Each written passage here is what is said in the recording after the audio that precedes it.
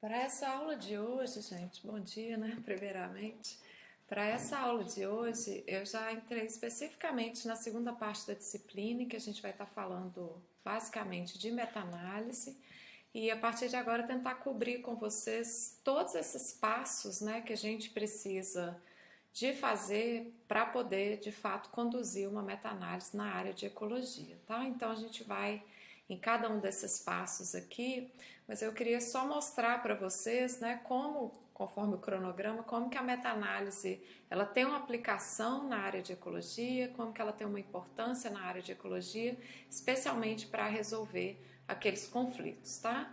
Como vocês já viram, né, exaustivamente, é uma técnica de revisão bibliográfica, mas ela é baseada em análises estatísticas desses dados que já estão publicados, então cabe ao meta-analista resolver esses conflitos através, né, dos modelos de meta-análise, esses dados estatísticos. Isso foi inicialmente usado nas ciências sociais desde a década de 70, então essa daqui é a primeira meta-análise publicada, né, foi quem cunhou o termo mesmo meta-análise, que nada mais é do que análise das análises, né? Então a gente pega esses dados publicados, reanalisa esses dados para chegar a uma conclusão, né, baseada aí nessa coleção de estudos, tá? Como eu já mostrei para vocês, isso ficou absolutamente necessário, especialmente na ecologia, em função do grande volume de publicação que a gente tem nessa área, né? Então essa figura aqui ela mostra o número de revistas, né, de periódicos aí no eixo do Y, em função dos anos, uma figura mais antiga. Não precisa preocupar muito com isso aqui não, isso aqui é só se as revistas são pagas, não pagas, mas é só para mostrar para vocês, né, o número de revistas que a gente tem indexadas aí no ISE ao longo, né, dessas últimas décadas aí, como que isso aumentou na ecologia. Isso dá uma ideia para a gente, já mostrei essa figura, da quantidade, né, do volume de informação que é publicado anualmente, né, nessas revistas, especialmente aquelas que têm essa periodicidade mensal. Aqui é a quantidade de revista, né, tá por nome, por ranking aqui, que a gente tem só nessa área de ecologia, e a gente acumula, né, nos mais diversos temas, aí, mais de 20 mil artigos por ano, né? Então, fazer essa filtragem, né, entender esses artigos, baixar esses artigos e buscar os dados para fazer uma meta-análise vão ser sempre um desafio, né? Mas a gente tem um retorno muito legal disso aí, que é conseguir chegar naquela magnitude do efeito, que é o que a gente vai conversar aqui para frente, conversar daqui para frente. E como a meta-análise foi muito usada, gente, né, na ecologia desde a década de 90 e tem crescido muito, é claro que tem uma série de avaliações, né, sobre esse método aí, uma série de críticas sobre esse método. Esse trabalho aqui, ele mostra, né, como que houve um crescimento dos artigos em ecologia e evolução, é uma taxa de mais ou menos 9% ao ano, mas se a gente pega as meta-análises, que são essas barras cinza escura aqui, elas têm um crescimento de 28% ao ano, né? Então a gente vê cada vez mais meta-análises saindo nos mais diversos temas aí, tentando resolver vários desses conflitos na ecologia, mas também passível de várias críticas, né? Como eu falei lá desde o início, a gente também vai conversar sobre algumas dessas críticas aí, as meta-análises, até para que a gente possa ajudar a resolvê-las. Síntese é uma preocupação antiga na ecologia, pessoal. Esse é um dos primeiros artigos que eu encontrei, ele data de 1964, na Ecology, né, que é um grande veículo aí para a disseminação desses artigos, né, em ecologia, uma revista aí de qualidade. Então, o Macmillan, aí, desde 64, já estava preocupado com a gente fazer síntese, mas a meta-análise vai surgir muito depois, e esse artigo aqui da Gurevitch e colaboradores, eu já adicionei ao portal para vocês. Eu acho que é um artigo essencial de leitura para a gente entender meta-análise, para a gente entender a ciência de síntese, né, entender cada um desses passos aí que a gente precisa fazer ao conduzir uma meta-análise. Então aqui está a carinha da Gurevitch para vocês.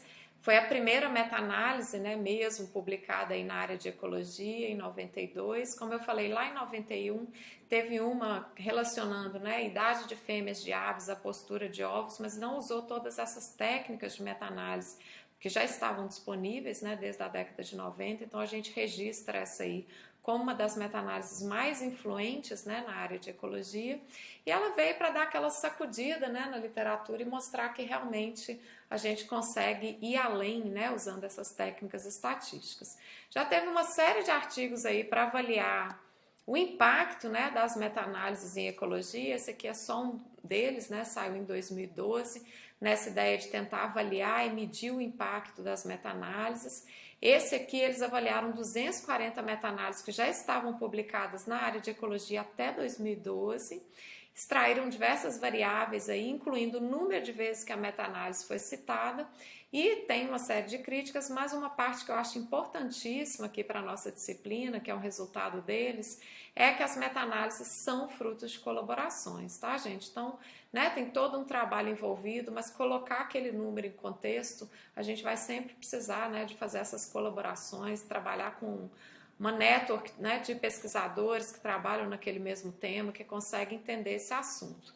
Então, é realmente fruto de colaboração, e o que o trabalho deles mostra é que as meta-análises possuem um número maior de autores do que os trabalhos publicados na mesma época, nessas mesmas revistas, e que não são meta-análises, tá? Essa figura aqui mostra exatamente isso, é o número médio de autores, a distribuição de frequência no modelo nulo e aqui o número observado de autores nas meta-análises, tá? Então, ele desvia, né, desse modelo nulo aqui, e a gente sabe, então, que tem um maior número, né, de autores, ou seja, a gente precisa aí de colaboração para as meta-análises, tá? Eu acho isso uma parte brilhante aí da ciência, né, que a gente consiga fazer essas boas colaborações.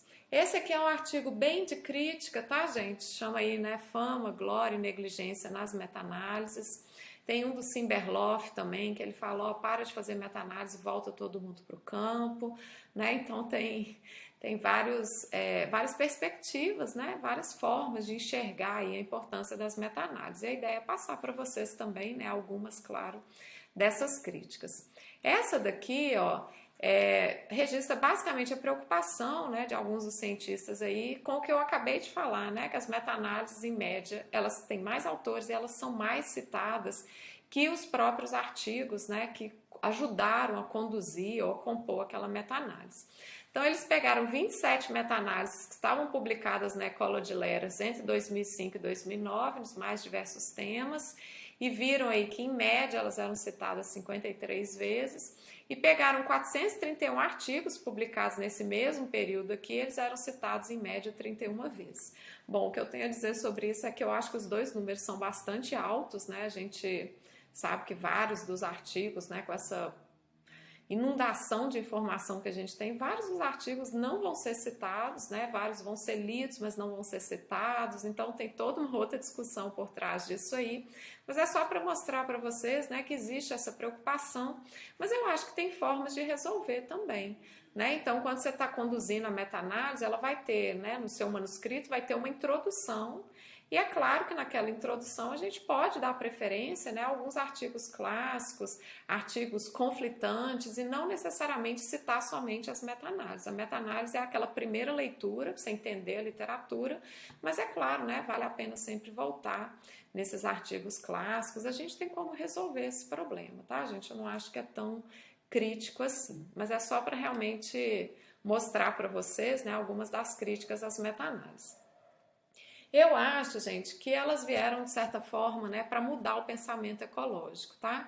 Como eu comentei para vocês, muito do que a gente sabia de ecologia e muito do que a gente ensina e aprende de ecologia, especialmente na graduação, é baseado em livro-texto, né? Então, competição, por exemplo, né, a primeira meta-análise que eu acho que mudou um tanto o pensamento ecológico, competição sempre apareceu nos livros-texto, né? A gente ensina competição interespecífica usando o exemplo lá dos paramécios, usando os exemplos, né, dos modelos de Lotka-Volterra.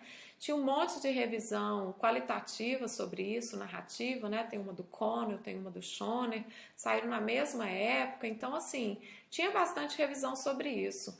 A meta-análise, né, da Gurevich e colaboradores, ela vem para mostrar que existe um efeito da competição na performance dos competidores, né? Então, quando eles estão juntos e quando eles estão separados, tem diferença.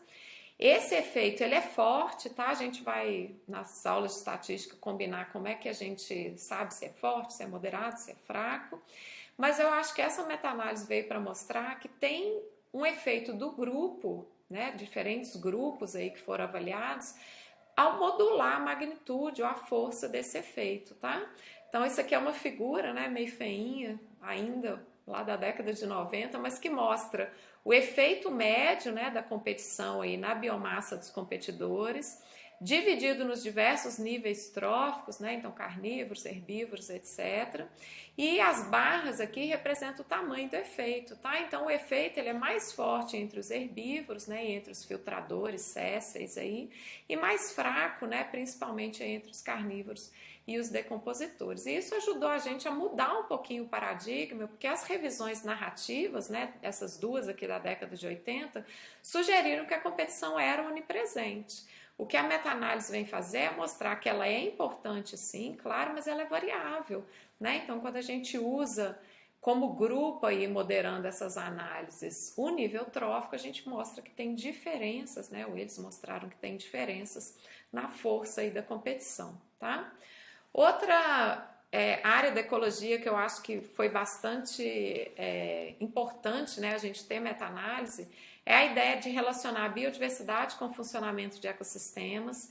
Isso também é um tema antigo na literatura, né, tem uma série de modelos. Isso aqui é uma figura do Lawton, onde eles colocam, né, por exemplo, a relação entre biodiversidade ou riqueza de espécies e qualquer função ou serviço ecossistêmico, e aqui são os diversos modelos, né, que relacionam essas duas variáveis. Então a gente tem um modelo linear, ou seja, quanto mais riqueza de espécies ou quanto maior a riqueza de espécies, melhor o funcionamento de um ecossistema. Tem um modelo redundante, em que a partir de um certo nível, né, tanto faz adicionar mais espécies e o funcionamento atinge aquele platô e aí vai. Bom, enfim. Né, isso já foi bastante testado na ecologia, diversos desses modelos, né, tanto de forma conceitual quanto de forma experimental. Isso é um tema conflitante, tá, gente? Desde lá da década de 2000, ó, já tinha um debate aí entre diversidade, estabilidade, funcionamento dos ecossistemas. Isso aqui é um exemplo do Ecotron, né? Então o pessoal tentou fazer isso aí de forma bem experimental. E em 2006 saiu uma meta-análise, né, da Balvanera aí para mostrar um pouco disso e tentar resumir essa literatura aí, tá? Isso aqui é baseado em 446 comparações independentes, gente, mas as principais medidas aí de funcionamento ecossistêmico disponíveis até então estavam principalmente aqui nos produtores primários, né? Então, basicamente, biomassa de plantas, mas eles conseguiram, né, resumir essa literatura aí do assunto, mostrando que existe sim uma relação positiva e significativa entre produtividade primária líquida e riqueza de espécies, ou seja, quanto maior o número de espécies, melhor o funcionamento, né, em termos aí de acúmulo de produtividade primária. E isso aqui é uma das métricas de meta-análise, né, para dados aí contínuos, como é o caso desse aqui. Então a gente tem um valor de Z, tá? A gente consegue calcular o intervalo de confiança associado a esse valor de Z e dizer se ele é significativo ou não, tá? Então, essa meta-análise aí já saiu. E outra importância dessa meta-análise, gente, foi conseguir identificar as fontes de variação para a relação entre PPL e riqueza de espécies, tá? Então, dependia do tipo de manipulação que foi feita, se foi exclusão, né, ou inclusão de predadores, de consumidores, se as medidas foram feitas no nível da comunidade ou no ecossistema, qual que foi a manipulação, quantos níveis tróficos, né, se decompositores foram incluídos e daí por diante. Então, eu acho que essa aqui é uma meta-análise que vale a pena a leitura, né, um tema bem geral aí na área de ecologia e tá dentro, ó, de revisão e síntese, né, naquela seção lá da Ecola de Leras. Outro tema bastante importante que já foi revisado com meta-análise é a relação entre gradiente latitudinal e riqueza de espécies. Essa é uma pergunta macroecológica antiga na ecologia também. Nessa revisão aqui, né, isso foi feito em duas escalas, que é a escala regional e a escala local, tá? Então tem um tamanho médio do efeito aqui. Efeito do quê? O efeito, né, da latitude na riqueza de espécies para essas duas escalas, e o que essa meta-análise mostrou é que existe sim uma relação, ela é significativa, ela é negativa, tá? Então, à medida que a gente diminui a latitude norte-sul, caminha em direção à região temperada, a gente tem uma redução na riqueza de espécies, né? Então, isso veio para resolver um grande conflito aí também da literatura. Outra que eu acho super importante, a gente tem algumas, tá, saindo aí com mudança climática global, né? Não dá nem para nessa disciplina, especialmente nessa videoaula aqui, mostrar isso tudo para vocês, mas tem muita coisa saindo com mudança climática, exatamente porque a gente tem muito dado sendo acumulado sobre efeito de aumento de temperatura, efeito de aumento de CO2, né, dentro dessa ideia aí do antropoceno, tá? Então saíram algumas meta-análises, só listei aqui os resultados. Essa do RUT de 2003, ela foi baseada somente em estudos a longo prazo. Então, naquela ideia que a gente tem que definir os critérios que eu vou usar, tá, para a minha meta-análise, esse foi um deles. Eles falaram, não, eu quero detectar a mudança climática global, mas só em estudo que foi feito em longo prazo. O que é longo? Tem que dar uma olhadinha lá no texto deles, tá? O que eles encontraram? Que para as espécies que foram avaliadas, né, que tinha informação suficiente para conduzir uma meta-análise, de fato elas crescem mais depressa, se reproduzem mais rápido, né? Eles chegaram num número aqui, é algo em torno de 5 dias, né, antecipadamente a cada década que a gente muda, tá? Então essa é uma das belezas, né, da meta-análise, a gente conseguir chegar nesses números aí finais. E só para vocês terem uma ideia, gente, como isso é um tema conflitante, né, polêmico em várias esferas, que não incluem só a esfera acadêmica, né, mas também a esfera política aí. Esse artigo já foi citado mais de 1.800 vezes só até o ano de 2018, tá? Então, eu acho que ele tem uma importância, né, para mudar esse paradigma de mudança climática global e dizer de fato, olha, essas respostas, elas são detectáveis, elas são mensuráveis e o número está aqui. Tá? Então, eu acho que tem essa importância, né, para mudar aí o pensamento, incluindo o pensamento da sociedade. E coloquei mais uns exemplos aqui, gente, essa é só uma aula bem rapidinha mesmo, né, sobre a importância da meta-análise na ecologia, algumas dessas críticas. Essa daqui é uma mais recente, né, tá na Nature aí, eu acho que ela é bastante importante, porque foi uma das primeiras para tentar lidar com a parte de restauração, né? Então, a parte bastante aplicada aí dentro da ecologia, ela vem para dizer, olha, quem que são os ecological drivers aí da restauração de ambientes florestais, né? E quais são as fontes de variação, tá? Com os autores brasileiros aí. E esse é um bom exemplo também, porque além de ser uma meta-análise, ela é uma revisão integrativa sistematizada, né? Igual a gente estava conversando. Então, segue todos os passos lá das revisões sistematizadas, protocolos claros de inclusão e exclusão, quais foram as bases de dados, e aí ela tem toda uma parte descritiva, né, antes de ter os resultados da meta-análise. Esse aqui é um dos exemplos, tá, gente, da parte descritiva. Então, eles colocam um mapa aí, né, desses estudos, que eram 221, distribuídos, né, nas regiões biogeográficas do mundo aí que estão indicadas aqui com cores, e cada pontinho aqui, tá, representa um desses estudos. De cara, gente, a gente já consegue perceber que tem um grande buraco, né? Por exemplo, aqui na região paleártica, né? E várias dessas áreas aqui são cobertas por floresta. Então, a gente consegue levantar lacunas do conhecimento, a gente consegue mostrar, por exemplo, olha só no Brasil, né? Quantos estudos que a gente tem aqui na região neotropical no geral, né? Não só no Brasil, mas quantos estudos que a gente tem com a parte de restauração florestal. E depois eles entram na parte da meta-análise, né? Com figuras bem mais bonitas, como vocês estão vendo aqui.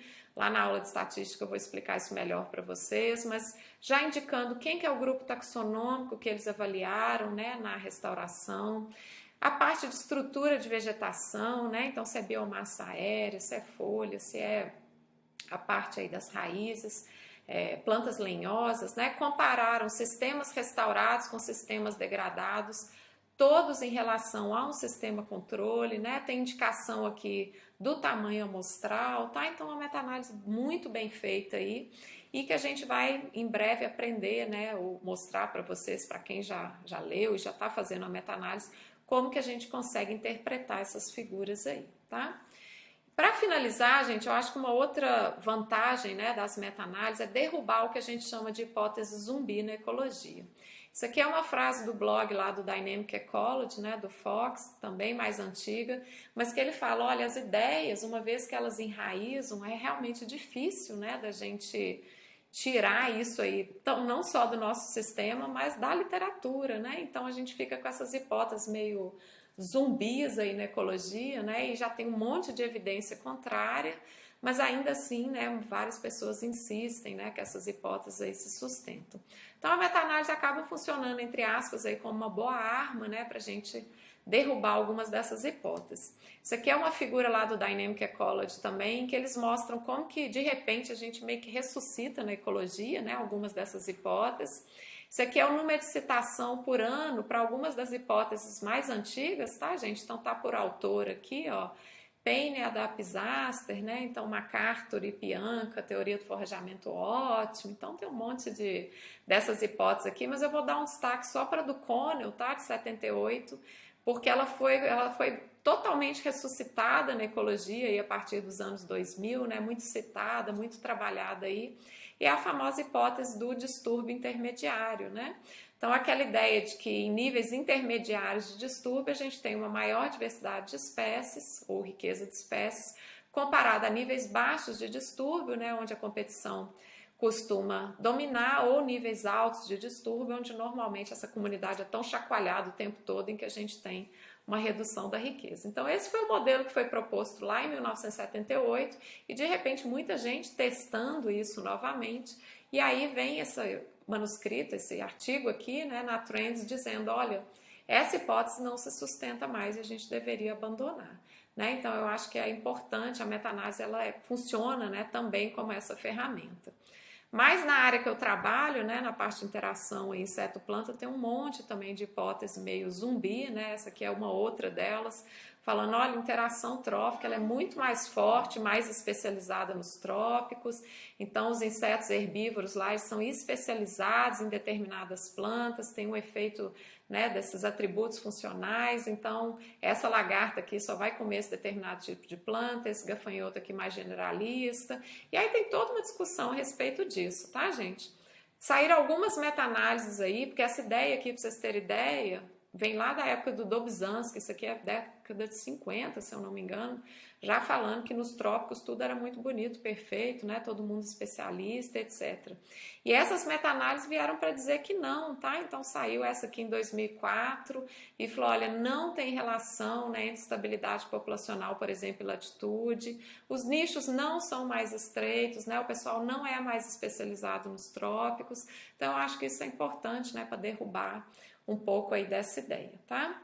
Então, para fechar, gente, já mostrei esse slide de uma outra aula, tá? Eu espero que vocês estejam aí bastante convencidos dos problemas associados às meta-análises, mas também das vantagens, né, da gente conseguir, né, fazer uma meta-análise, conduzir uma meta-análise em um determinado tópico de interesse e aproveitar todas as vantagens, né, associadas a isso aí e tentar corrigir alguns desses problemas, tá? Então agora a gente parte especificamente para cada um dos passos, né? Eu já cobri a parte toda da literatura, a gente vai para cada um dos passos, incluindo aí a parte de estatística, que vai estar dividida, gente, em algumas videoaulas aqui, tá bom? Obrigada.